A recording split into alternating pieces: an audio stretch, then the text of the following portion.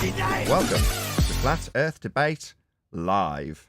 I'm your host Nathan Oakley, and if you are new to this channel, or you've not done so already, then be sure to subscribe, hit the bell notification icon, and join button if you'd like to become a Nathan Oakley 1980 channel member and keep up to date with the Flat Earth Debate.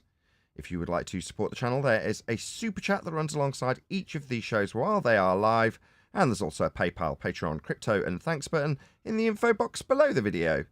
Most importantly, if you'd like to join the discussion, simply mute the page you are currently watching, then click the link in the info box below this video to join the panel and express your views on the nature of Earth. If you do join, please don't swear. If you do, you'll be ejected, and if you are, please don't try to rejoin the stream using sock accounts. You'll be warmly welcome back on the next stream. Please also share the show on social media. Sharing the show obviously increases the live audience, but this in turn increases the chances of a more diverse panel, so please share the show on Facebook and Twitter. One last time, if you're new to the channel or you've not done so already, then be sure to subscribe, hit the bell notification icon and join button to keep up to date with the Flat Earth Debate. Now we are joined by... Find my studio light button, turn off. There we go, 10th Man Rising, Brian's Logic, Righteous Force, Refracted Curvature, Neil, Eli, and a whole bunch of people in Discord. So welcome, one and all.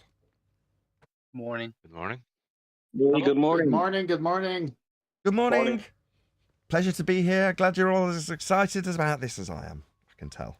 Any evidence of a physical geometric sphere edge, that's a horizon marked with an X, labelled horizon in the Earth curve maths, and formerly known as Earth curvature. Is that the point where eye level or your eye line meets sea level? Or is that where, what are they saying that is? Below surface level. I don't even know what their claim on that is anymore. Below surface level, John. Your point. I love it. But I'll play along. Below surface level, John. It's a constantly invisible location. 100% of the time invisible. Yeah, we're not expecting to see the geometric horizon, even though they've derived a lot of maths and geometry from the geometric horizon being seen and being measured and giving them an R value. But when we point out that you can't get an R value because you can't see a geometric horizon, they tell us we wouldn't expect to see it and it only exists in the maths. That is to say, Earth curve only exists in maths. It's not your horizon. We've only got one, and their horizon's geometric. We debunked it. Black Swan. If the Earth was a sphere with a radius of 3959, then every distance to the horizon, when measured, could be no more than 1.2 times the square root of the observer's height in feet, as detailed in the Begging the Question Proof of Nothing Perspective Hijacking Earth Curve Calculator. The Black Swan shows demonstrably that the horizon is beyond the limitations of a geometric sphere edge Earth curve horizon at 1.2 times the square root of the observer's height in feet. Therefore, the Earth is not a sphere and the horizon is not Earth curve. Any evidence of axial rotation of the Earth-based variety? Good morning, guys. Hey, No, their own documents state that for their instrument, good morning, Chocolate. Their own documents state that for their instruments and aircraft to work, they have to regard the Earth as motionless. This is from NASA and McDonnell Douglas, Martin Marietta, Boeing. Everything is the Earth is not moving when it comes to instruments working. Yeah. Well, sorry. I was just going to agree. If they didn't assert that, then they'd assert that there was a void opening up ahead of them at 8 inches per the mile squared, and that would mean that there was an open area of space to fly in. Now, if you head to an open area of space that's opening up ahead of you, 8 inches per mile squared, a void to fly in, and it isn't there, what do you think's going to happen? Well, you're going to hit the ground, because there's no void. It just carries on ahead of you, flat. Well, if it's carrying on ahead of you flat, and it's not falling away from you, then you better deal with it as flat or you'll die. It's that simple. Well, what do you need to have? That was the hold on, case. John. Hold on. Go ahead, Brian. No, it's okay. It's not important. I'll get back to you in a minute. Thank you. Go ahead, John. What do you need to have an axis? Why do we need to have a what? An axis? Yeah. We don't. They assert that we do. It's their positive assertion. Well, I mean, you got to have. Would a ball need an Need a axis? radius, John. Right. Any evidence of Earth radius, that's the R value asserted with an axis.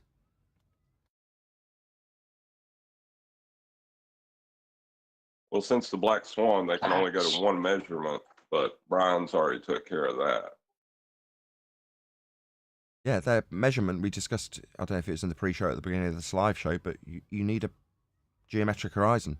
Al-Biruni, after measuring the Earth as flat to get the height of the mountain, ignored the height of the mountain measurement off the flat plane. He measured the elevation angle measurement to the top of the mountain to get its height, to then use that height, ignoring the flat plane he just measured, to assume that the ground's curving away from him with a void opening up at 8 inches per mile squared, and he's got a line that's now tangent to it. Obviously violating his first measurement. But that indeed required a geometric horizon for Al-Biruni to measure to derive the R value. If you haven't got a geometric horizon, you haven't got an R value to measure because you haven't got an Earth curve to measure. Or claim he's blocking boats and buildings with its physical hill-like nature.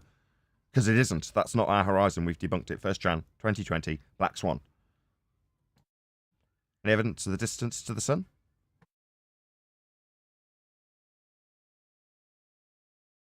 Nope. It's in the sky. It just seems to be not possible to get evidence for that.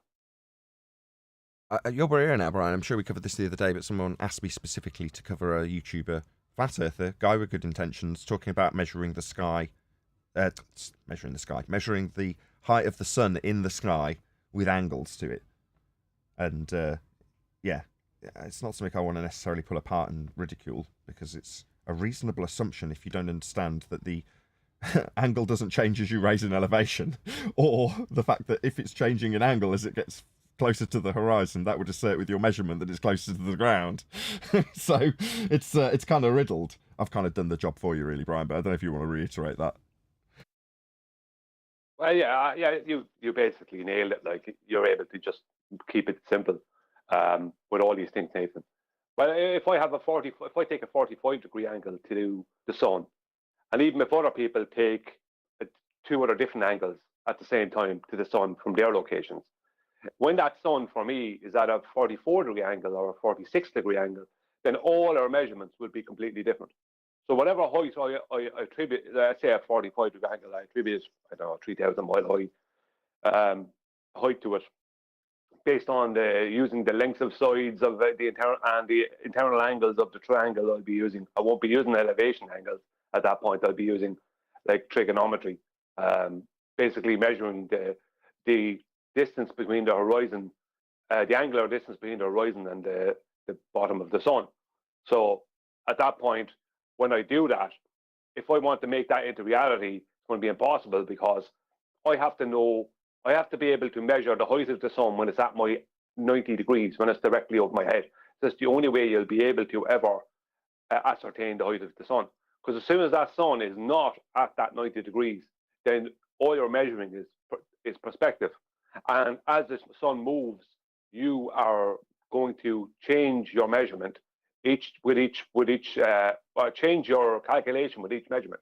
So you'll come up with a different height of the sun at each degree. So 46 degrees will be different from 45 degrees, 45 degrees will be different from 44 degrees, etc.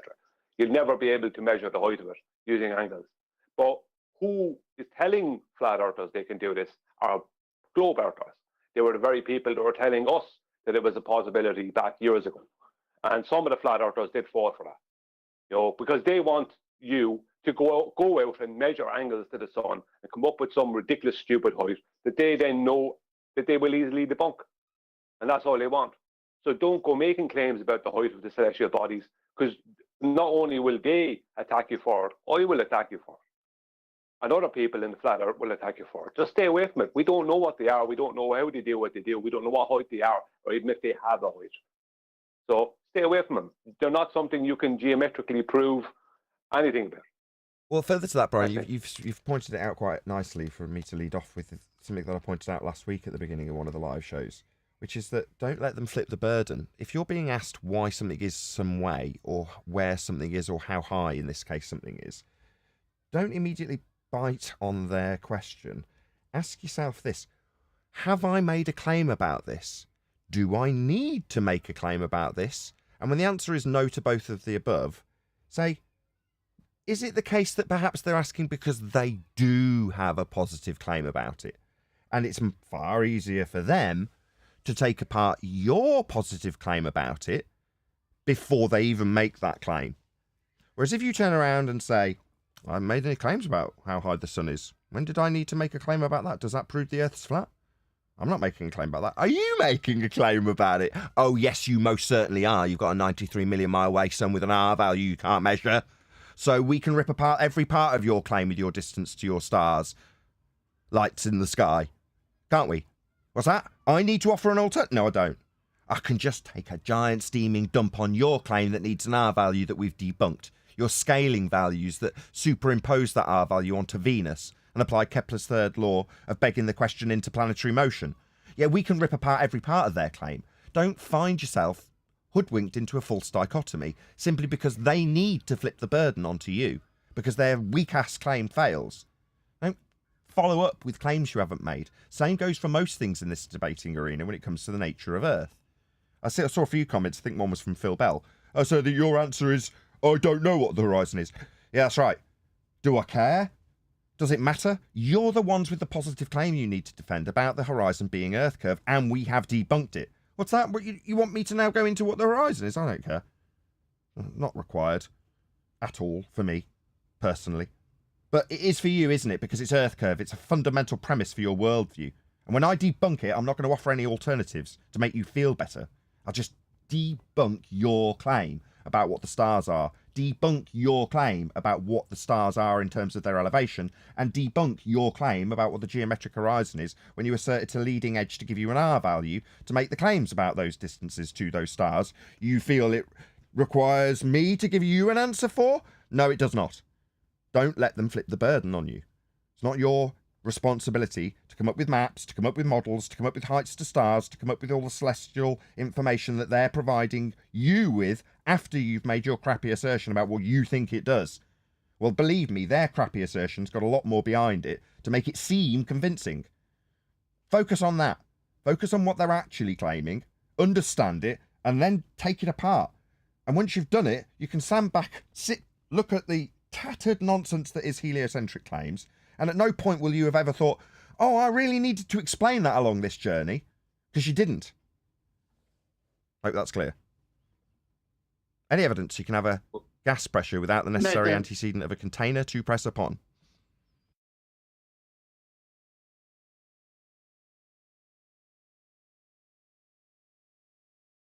No. What is the sky? I knew it. I love it. You can read my mind. What's that you say, John? What's the sky? Why would I need to be explaining what the sky is? Have I made any claims about what the sky is? Do I need to make any claims about what the sky is? I can talk about making elevation angle measurements and how they're utilised for celestial navigation, but I'm not making any claims about what the sky is. What's that you say? It's a vacuum.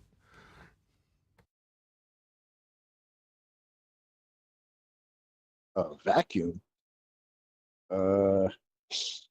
This nice breath that I just took, that kind of debunks the fact that I'm also in a vacuum simultaneously. If the sky is a vacuum, then Neil deGrasse would have his last name be Dyson, not Tyson. Yeah, the sky is not a vacuum. If the sky was a vacuum, then the gas we breathe would fill that space. Gas expands in all directions at a high velocity to fill whatever volume it's got to fill. It's called entropy. Second law of thermodynamics violations like the sky vacuum aren't real. Doesn't mean I need to explain what it is. I just know what it isn't. It's not a place that we can travel through to get to the moon. It's not a place we can travel through to get to Mars. It's not a place that we can enter to orbit and fall around a presupposed spherical Earth. All of these things are debunked. We have debunked them. Any evidence of it? If the sky was a vacuum, like we'd all be in a vacuum also, because there would have never been any gas pressure formed in the first place. So it definitely can't be a vacuum. Yeah, exactly, Chocolate. It can't be a vacuum first and then gas pressure occur. You can create a vacuum once you have gas pressure and something to create the temperature. You can create a low-grade vacuum then, but you need to have gas pressure first, which means you need a container first. because you need a container for temperature, gas pressure, and vacuum. But you can't have a vacuum and then create gas pressure. That doesn't happen. Show me any vacuum where you can create gas pressure within the vacuum. Create your vacuum first, then create gas pressure in the center of it. You won't be able to. Hold on. You mean in a shape in the center of the vacuum? Because I can make gas pressure in any vacuum. I just put a gas in it, and there it is. What you mean is, show me gas pressure inside the vacuum, taking the shape of a sphere, akin to like atmosphere, sphere-shaped air. The Earth claimed to be a sphere with gas around it in a vacuum. Show me that. Show me a little dot that's, I don't know, 5 centimeters by 5 centimeters, a spherical 5 centimeters. Yeah? That, with gas, not expanding out. It reaches a certain point and stops. It goes, I'm going to stay in this little circle here. This little sphere shape. This is my world. I'm going to stay here. Show me that. That's never going to happen. Well, you can't. What about plasma? It seems to follow that. No, plasma has electromagnetic properties. So plasma is held in place within via toroidal field. Hold on. If you want, hold on. Let's discuss it that quickly. I've asked, how can you have gas pressure without a container? Let's hear the explanation from John. Oh, I was playing a game. Plasma isn't gas. That's the right answer. But you can think of it as a gas. It's described often as being a gas plasma. Yeah, but it's not a gas, though. Let me just support what I said earlier. Sorry. It's a fourth state of matter, the highly energized. It's not gas. That's right, it's not. Okay. It responds I still want the answer. That might be the case. Sorry, Brian. We will get to you. But can you show me that fourth state of matter often described as gas plasma without a container? Not filling availability of volume? Well, it would fit the description y'all were asking for of a small area within a less pressurized area. Go on. Tell me more. But like Brian said, it's operating with the toroidal field, magnetics, intermolecular bonds. It's not the same as gas. And this takes place. This is a demonstration without containment. Well, y'all allowed it to happen within a vacuum chamber. Is in the previous. Oh, I see. Because we've gone on to how we can demonstrate things within a container and say, no, this isn't even possible within a container. You said, they've allowed containment first. So if I step into the container and ignore the container and then describe gas plasma being held, I can kind of allude to the idea that gas pressure doesn't require containment. Is that the trick or game you were suggesting you were playing? Yeah. Once you allow the container and then start talking about pressures within the container, then you kind of put your own foot in your mouth. No, I don't. No, not at all. I don't mind talking about it within the container. By comparison, obviously with you playing a globe believer, where's the comparable, vacuum chamber for this example around Earth for us to have the gas pressure within a container, not within a container, when it's in a heliocentric world that hasn't got containment around it? Is it by equivalent like the vacuum chamber with massive thick walls around Earth? No. So not foot in my mouth. Far from. Hold on a sec. But you said you wanted an example of pressure within that vacuum chamber. Well, we didn't ask for an example of that. I asked for gas pressure without a container, and then we went on to detail how things behave within containers. But ultimately, I know you saw an opening. I then closed it. Right, but you did open it. I did open it, you're right. But obviously, the door being open for not to leave me with my foot in my mouth, but leave me asking how, by comparison, we have a gas chamber vacuum capable around Earth to then have a vacuum with the gas pressure on Earth inside that massive container? Definitely not. You mean we Just because you can't know how to use get out that of the tactic? trap doesn't mean you didn't step in it. We can't use the same tactic that the guy came in here one time and said, yeah, I completely understand that we need a containment for gas pressure, but let me tell you all about how we don't have containment and we have gas pressure here on Earth. You mean that's not cool? Hold on, just because Nathan knows how to get out of the trap doesn't mean he didn't step in the trap. Okay, I'll pretend I'm not squirming. I'll pretend I'm having to gnaw my own leg off. I was just seeing if that globe tactic was cool to use or not, but apparently not. No, once you Wait a second, concede... Dawkins. When did somebody come on and say that? No, it's conspiracy cat syndrome. It's not like you can need to give us particular examples. There's plenty. But one example would be conspiracy cats. Once you've conceded that you can't have gas pressure without a container, you can't then move forward and comfortably sleep at night, making examples that have no containment. Psychologically, that's painful. I mean, they do, but, you know, cognitive dissonance is a bitch that we don't have to endure. One of the guys came here. Say again? Sorry, Nathan. No, I was going to say to Neil that one of these guys came in here and did that. I think it was one of the guys that was after the Bitcoin or something. If my memory serves correct. But yeah, that's happened. Normally it comes with a bit of projection, like telling us that we shouldn't be hung up on it, or we should be getting over the fact that we need containment, or things like that, you know. Exactly. I don't think a specific example is needed. It's happened more than one time. My Shout out to... favorite is a flat plane. Say again, Neil? My favorite is I'll give you the flat plane. What was that? Conspiracy cats too, right? No, Yeah, that was going to say that's Protothad. it. Protothad. No, conspiracy cats did that in the Black Swan, Blackpool Black Swan. Oh, right, Blackpool Black Swan, yeah. What he had to do in order to make his assertions about the angular sizes was to, quote, give you the flat plane. And then QE was very prompt to point out, no, you're talking about measuring angles, right? Like elevation angles? Well, you're going to need a flat plane for that. So even back then, well before we got into the elevation angle argument, at the time, this is quite embarrassing for me really, because QE pointed this out to me over and over again. I can't remember for the life of me what aspect I was fixated on at the time, but I was, and QE kept pointing it out to me. He's like, no, you're not getting it.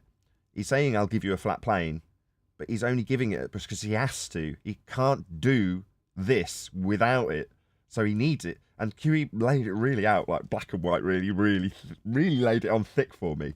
I say thick because that's what I was, thick, because I didn't get it until several months later. When I went back to him, it's like, it always happens like this. It makes me feel really stupid, but it's great.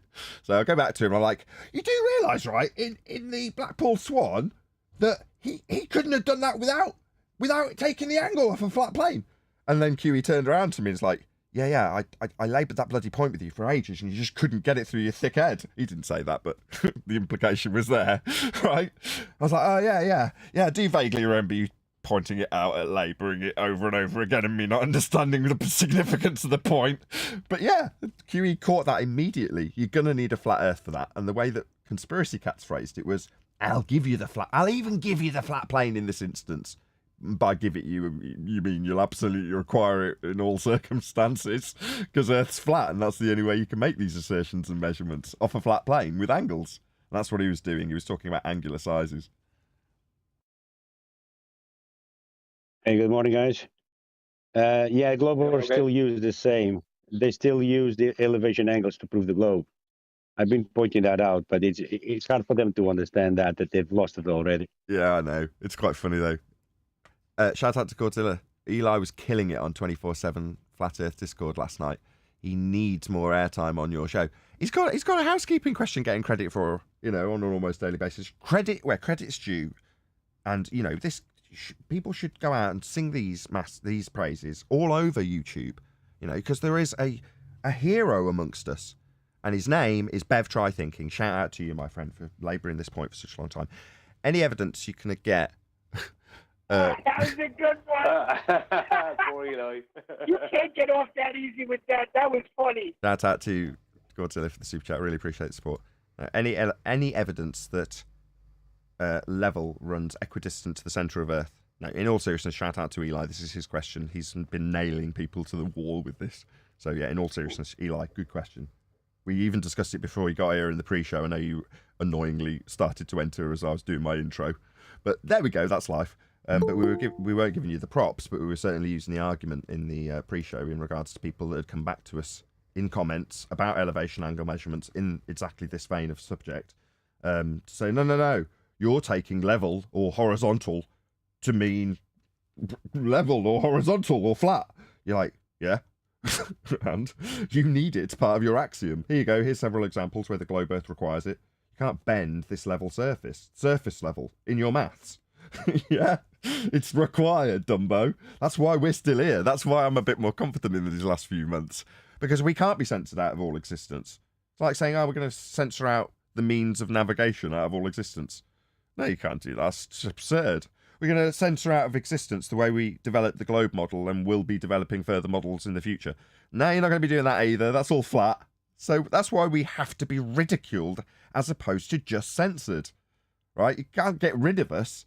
So just keep us suppressed in as best way possible, and the best possible way is ridicule. So that's what we get. That's our lot in life, right? Yeah, it's better to be ridiculed and right than wrong and suffering cognitive dissonance with the world behind you also in cognitive dissonance if they know this subject. Or if they don't, they're in blissful ignorance, and if you do, you're jealous of them because you want to be them. Those ignorant, blissful masses who don't realise they're being lied to about the nature of their very reality. But if you're here, Dan and Katz and Protothad and all the other people we talk about, yeah, they're in hell. That's where they are, not me. I'd rather be ridiculed and right, thank you very much. I sleep a lot better at night because I don't give you guys telling me how wrong I am when I'm not any concern. But I find out daily how much concern you guys give me now, don't I? Flattered.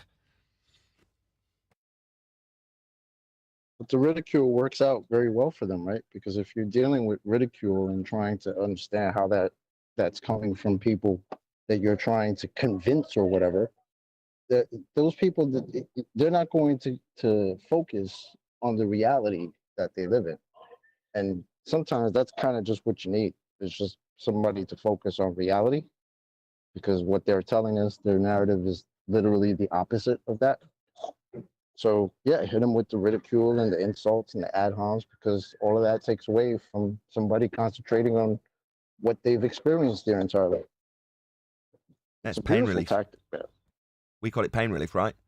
They need an outlet so that they don't have to face the cognitive dissonance or consider the possibility, as Katz put it, or have to consider the outlying possibilities that you'd consider if you realise the nature of Earth isn't as you've been told, i.e. been lied to.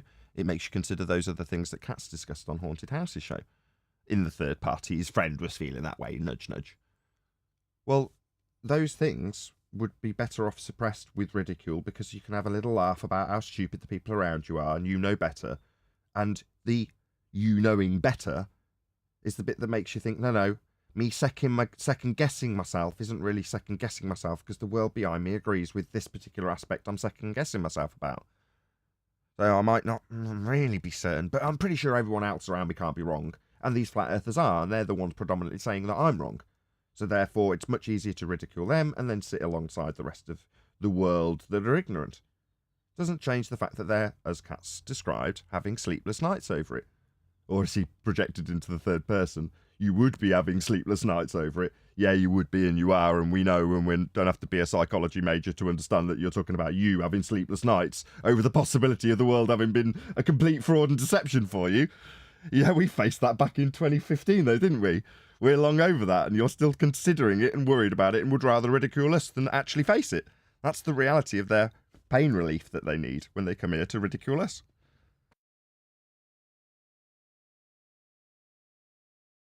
Doesn't sound like a lot of relief. Now it's very short-lived. That consensus blanket, man. I told you, when they go to sleep at night, the consensus blanket, when they turn on their news, right? There's a little nice, beautiful, magical spinning water ball globe in behind the newscasters and the reporters, and the world is right, right? They can just let me go to sleep while everyone believes it's a ball. It's a personality trait. I was watching, I think it's called Wednesday. It's like a Netflix series my wife's been watching.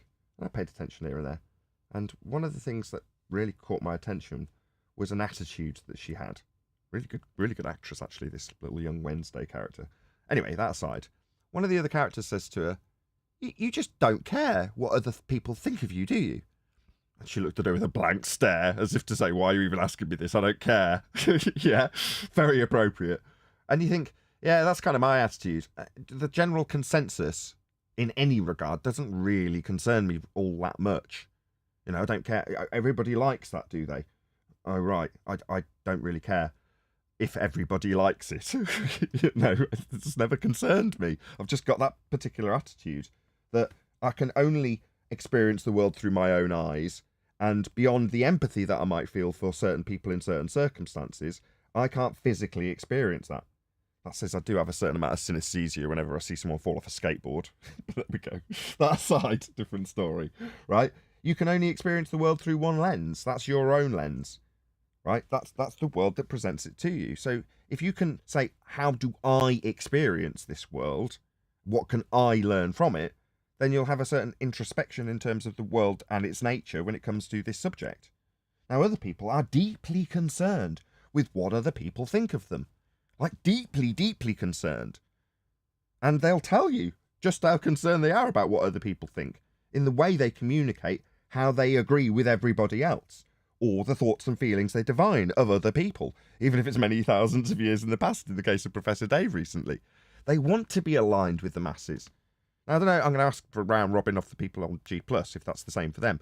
But personally, I'm not too concerned. If people say, I hate you, you're horrible, in the comments, for example, all right, that's nice. So what?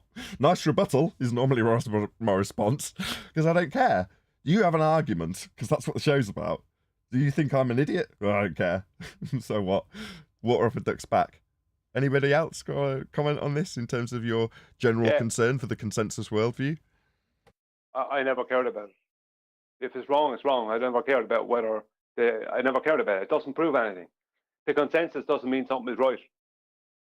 You know, so I don't care what they think. You know, so I'd be exactly the same as you. I don't care whether they. I never knew it was the case. That's in Flat Earth, right? There's been one. I can name a few, but one specific horrifying moment of realization, and it wasn't what you'd think.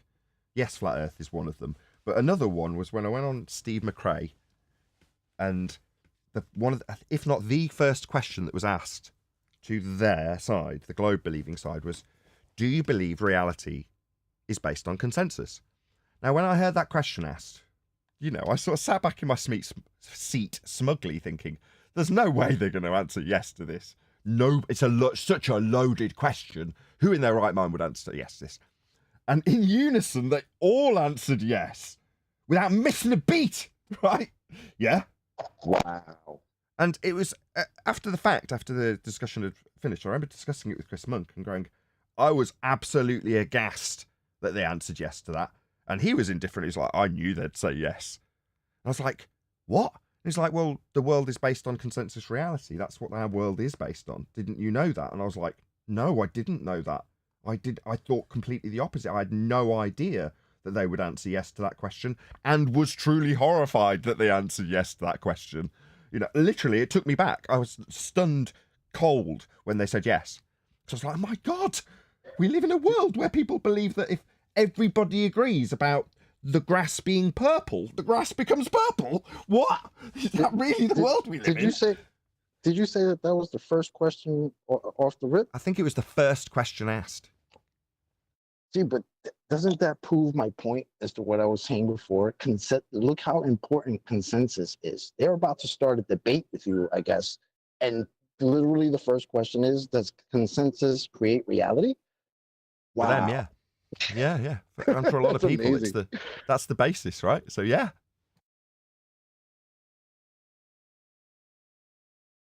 That's sad.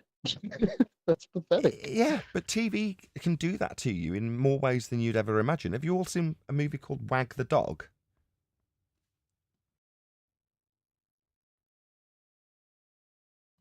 That's a no from absolutely everyone. Okay, go see if you can find a copy of Wag the Dog. Just watch what happens in terms of the manipulation of the mind's eye of the masses. And if it's on the news and everyone's watched it, then everybody agrees with it. because they've all experienced it in their own way, in their mind, regardless of if it's complete fiction that's been made up or not. So consensus reality is formed in multiple ways, right? You've got the suspension of disbelief aspect that we currently experience with heliocentrism, where you go to the theatre and watch Superman fly around the outside of a globe, and in your mind, you're only suspending disbelief about Superman. Obviously, there's not a Superman from Krypton, it's just a comic. But you don't appreciate that there's a second level of suspension of disbelief. You suspend disbelief about the sphere Earth in a vacuum with the gas not filling it, but you just don't realise it. It's just part of your religion. So therefore, when you move forth in general normie society looking up at the sky, your worldview is that world, especially when quote-unquote science tells you that that's what's come from that world that you've experienced as you suspended disbelief. In other words, they condition you to suspend disbelief. Again, we saw this with Andrew, whatever his name was, that guy that we covered, not specifically with him or his guests, but him specifically, when this is Dr. Becky, took him on a little path of fantasy. So he's meandering his way down his path of fantasy about what bending space-time in fourth-dimensional geodesics will do. And to the point where he's being ripped apart or watching his mate being ripped apart and killed, and there's all sorts of death and terror. It's just death cell, that's all it is. Old marketing and advertising technique to get you to buy stuff. In this case, to buy the story of heliocentrism. So you're scared shitless into spaghettification and death in a fantasy world, and then whenever there's a necessity to answer an explanation or essentially a priest's question that they need to get around, they take you back to the fantasy land that you've imagined and explain it within the fantasy land. Now, it used to be the case that back in the day, the priest would be telling you about how it works in heaven and what will be given in forgiveness if you go and do a certain thing with the water in the font. I don't bloody know. But whatever, the comparison's the same when you go to a priest of heliocentrism. They start telling you about how when someone's falling around a spherical world in a sky vacuum with gas pressure not filling it, but they're in a spacesuit to protect their gas pressure, in spite of the ground literally having gas that's not filling the space below them. Well, they're falling around in a spherical motion based on an hour that I've assumed from Kepler's third law of interplanetary motion, and the distances assumed from Venus. And the reason he's not flying off with Coriolis effect that the globe also asserts is because of the tether of gravity. Remember that thing that spaghettified you? Well, that's also holding him with like a rope. Yeah? You understand? Yes, I understand, of course. Yeah? We're all being swindled. We're all being manipulated in some way or another into creating a reality through fantasy. That's what the sphere Earth has always done, and it's what all control groups and religions have done to their people, to keep them well and truly under control with the answers that they shouldn't be asking questions about, already tucked up nicely in an explanation that can be given that takes you to La La Land. And in heaven, this is how it would work, and this is what you would get, and this is how your punishment will come. You understand? Go on, right, on your way. Stop asking questions about what the sky is. Got it all figured out. Now look at this picture from a telescope. Happy? Good. Sod off.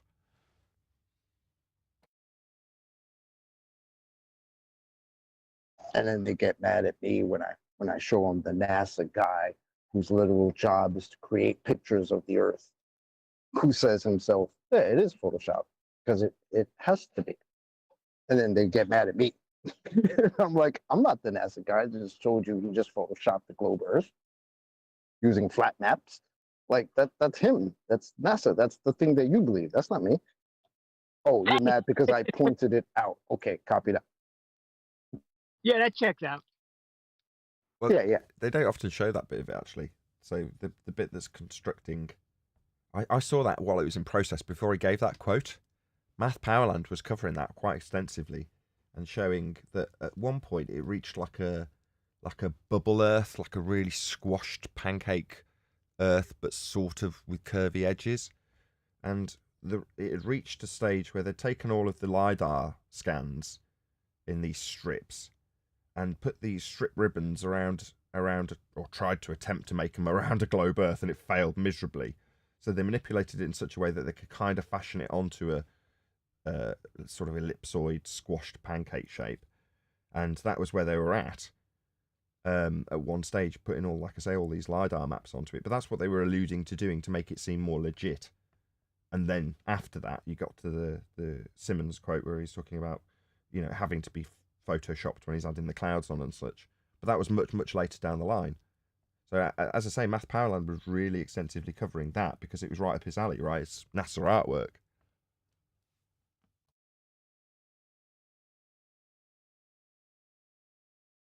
Yep.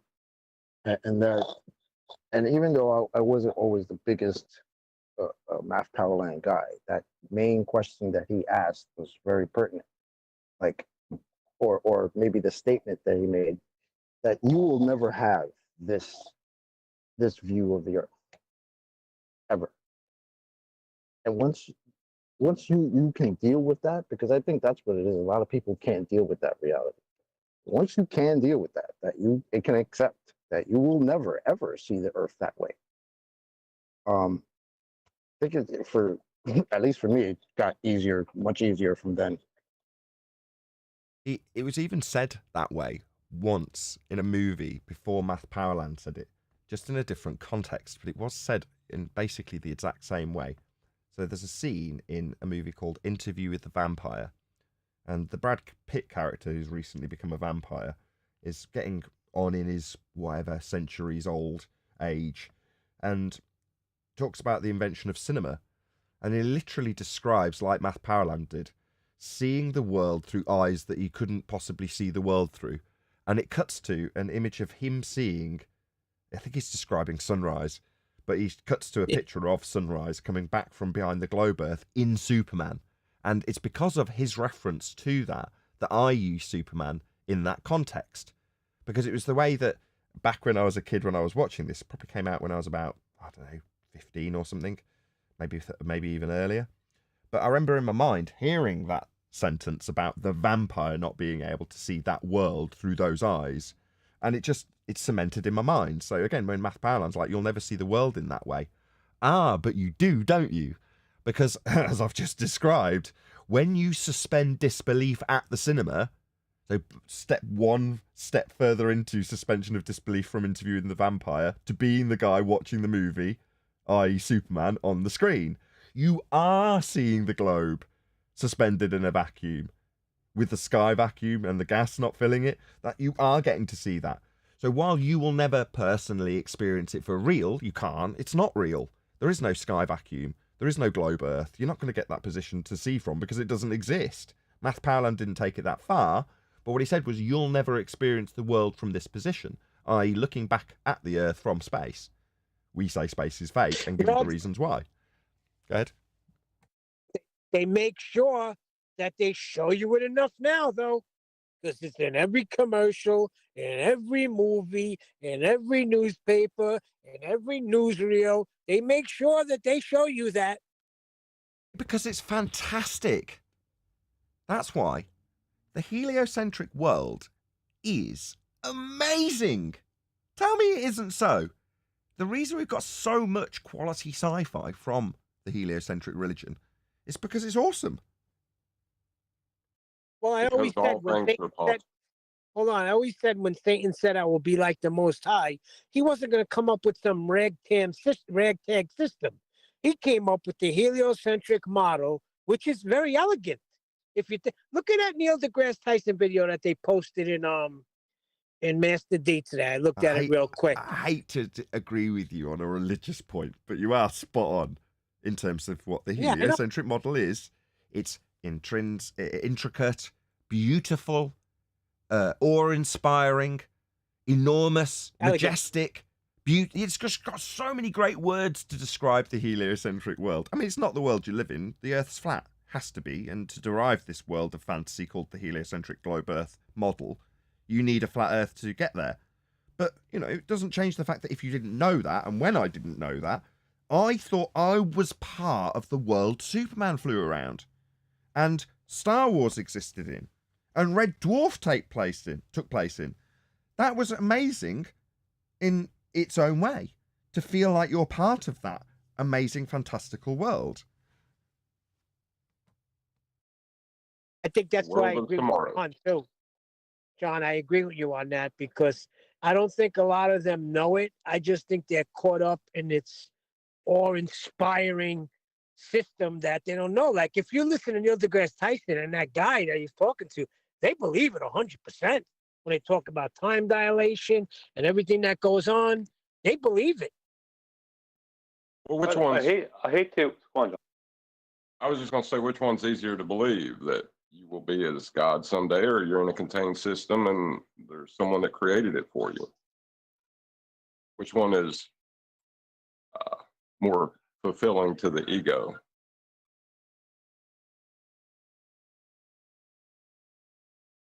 Go, Ryan. First. Well, thanks, Nathan. What I was going to say was, I hate to say it, but globe busters, in a way, what they do is actually detrimental to the globe, more so than basically a lot of what we talk about. Not as a debating tactic, not as an argument, but if you could prove to the majority of the globers that space is fake, I don't think they wouldn't waste their time arguing after that point. There doesn't have to be a globe at that point, if you understand. Space has to be real for them. That's why they keep arguing the Earth is a globe, rotating globe, because space has to be real. If you can show them space is not real, because even us talking about the second law of thermodynamics, none of that is getting through to them. So if it was proven to them or shown to them space is just not real, all these things that we're told about the sky were all false. None of them would bother arguing about geometry or celestial navigation right after that stage. Yeah, it's not a globe. But they'll argue all day about celestial navigation and geometry and airplanes and everything else and gravity, as long as space is real. Because that's what they need. They need space to be real. Because if space is not real, means none of it is real for them. And that's what they hold on to, I think. So you're commending their NASA debunking, as in debunking what happens on the stage and set? Well, not so much. I'm really commending them because they're not trying to change things. They don't trust any of them. They're not trying to change things. They're trying to not change things, right? That's why they always come into. They always end up in draws with these ballers and all the rest of it. But what I'm saying is, what they're doing is actually the fastest route to solving the problem. Is showing that space does not exist. But no, I'm not saying they're doing it for that reason or out of intellect or anything else. I'm just saying that is actually the fastest route. Show them that space does not exist. And like conspiracy cats, you show him and prove to him space does not exist. What he thinks the sky is, it's not. It's not that at all. And we don't know what it is. He's not going to try and hold on to the Earth being a globe so hard. He's going to go, oh, well, I don't know what he's going to do. Go into depression maybe. Yeah, but debunking NASA photos doesn't prove that. I'll ask a quick question, though. Any scientific evidence of gravity? It's impossible to have scientific evidence for something that doesn't even have an observed effect.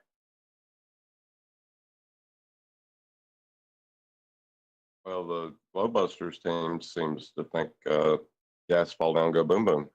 And that's not a joke.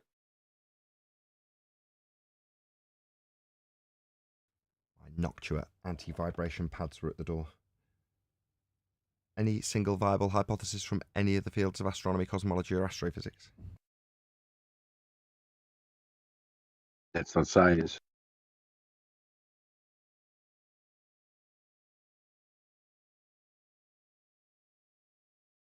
No, you can't. They can't do experiment. So consequently, there can never be a viable hypothesis because they can never have an IV that they can manipulate. Like what can they manipulate? They can't manipulate anything within them fields. There's no IV possible, so it can't have a viable scientific hypothesis from them fields.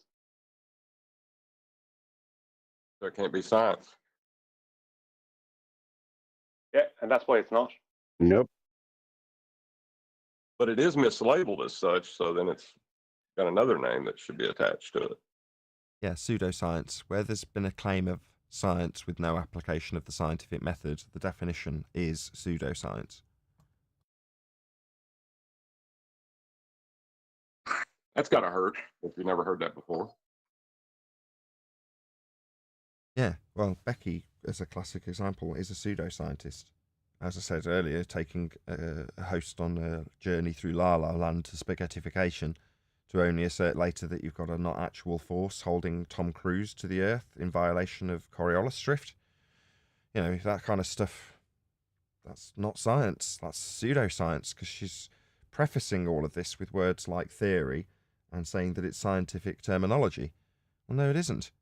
Scientific terminology describes cause and effect reasoning within a hypothesis to go forth to become an experiment to validate or invalidate your scientific prediction. Well, that type of terminology could, I suppose, be called scientific terminology, but I'm not saying it so that I can grease the skids of my Just So story in La La Land about spaghettification to then turn it into a force to hold Tom Cruise around an Earth that he's falling around. You know, I'm not doing it for the same reasons. Or do I need to qualify it as being some scientific terminology to make me sound smart or make my story seem more believable? But that's what pseudoscientists do. That's why they do it. That's why it's got a specific term.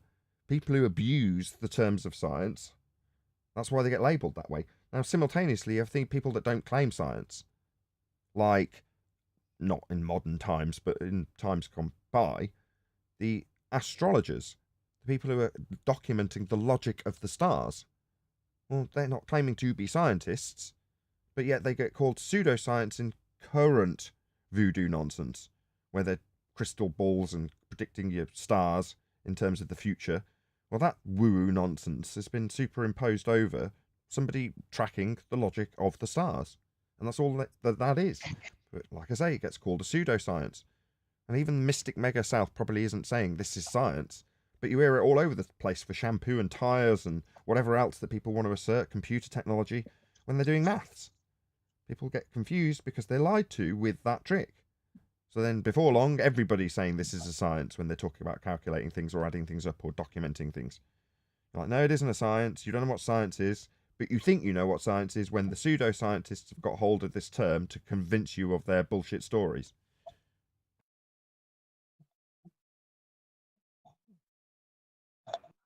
And then people try to ascribe evil intent to it and say, well, all of these people wouldn't be working together. No conspiracy that That's big. good, bro. When I'm done, there's one unit that I'm doing, the last rework, hopefully the last one for this Wasatch. That's good to know, Chocolate. When I'm done with glad that, we're getting I think informed. this guy. Chocolate's telling us what's going on at work off mute. Thank you very much, Chocolate. Really appreciate it. Go back there. And so unit right there, it says C. I know it says C, right? It's not a Wasatch unit. It could mute Chocolate, him. you're off mute. Nah, I could mute him. Chocolate off mute. What? It's all right. Oh, this one over here? Yeah. Yeah. That was Brent himself. I've sorted him. That was good fun. Anywho. Yeah, but that's where like conspiracy cats and all his fears come from, right? Just to tie it back to what we were saying earlier, is now, you know, there's a part of us that wants to tie intent to everything. So it has to be a massive conspiracy now that all these pseudosciences were mislabeled science. Gentlemen. Red herring. Total red herring. So when your argument's been shown to be incorrect or void in terms of globe Earth, sphere edge assertions or our assertions or heliocentric orbital assertions, anything that we've debunked here, right? When you're shown to be... is that Chocolate again? Go on, Chocolate. I think he's pocket unmuting. Let's just do him once more. Oh no, I can't mute him. Can't unmute someone else. Oh, he's back on mute. Okay. What were we talking about, John? Sorry, I got completely distracted. The red herring of saying, it's the red herring of saying, well, all these people would have to be in on it. Right. It's a huge Exactly. conspiracy. Yeah. What's up, bro? Who cares? Doesn't make any difference. If your argument's void, does it matter if someone else was in on it? If there's a conspiracy attached? Or if it was one man ruling the world? Doesn't make any difference. What matters is the argument's wrong. We can show how. Does it matter how many people are in on it? You can ponder those things after the fact, if you choose to. But asking me about them? No. I'm showing you out the horizon's not Earth curve. Well, is there 100 million people lying about Earth curve? I don't know. It's not Earth curve, though.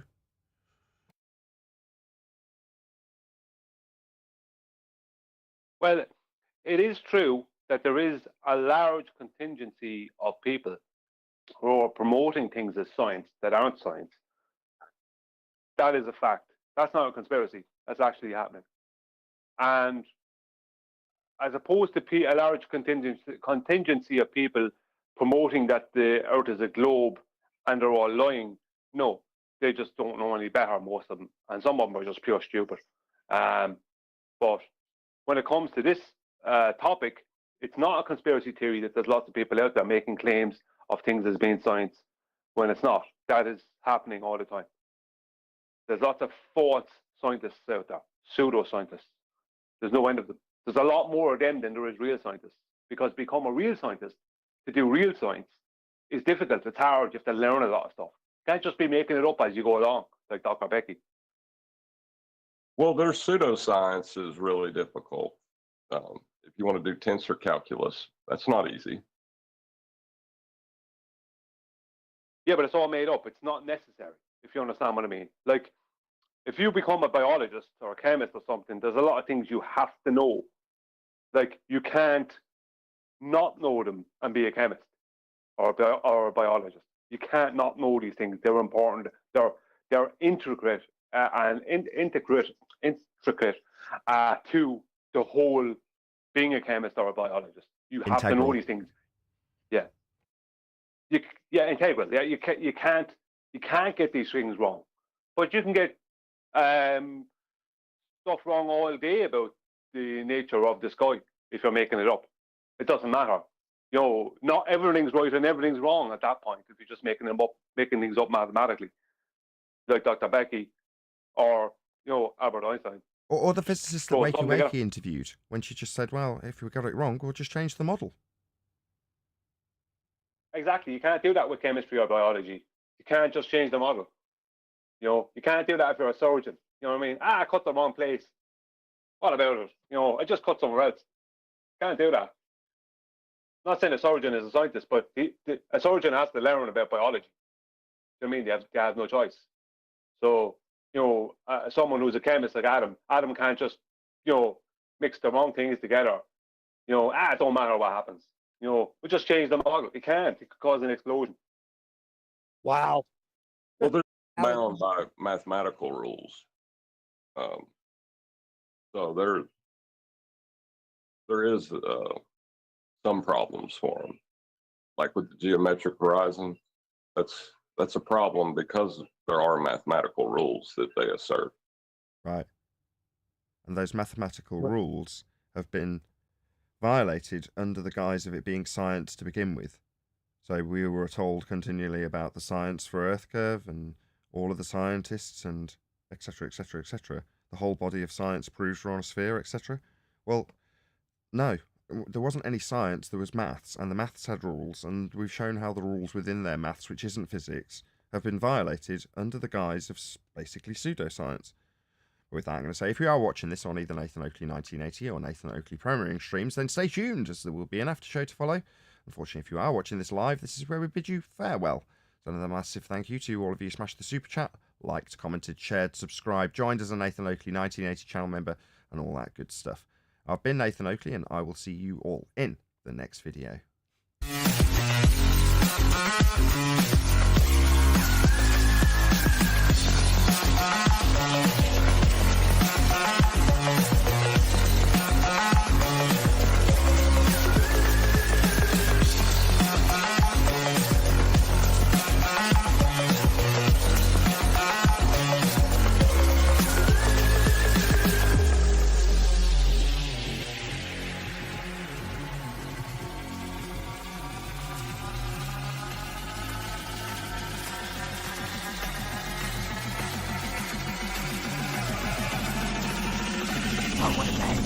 What a lovely day!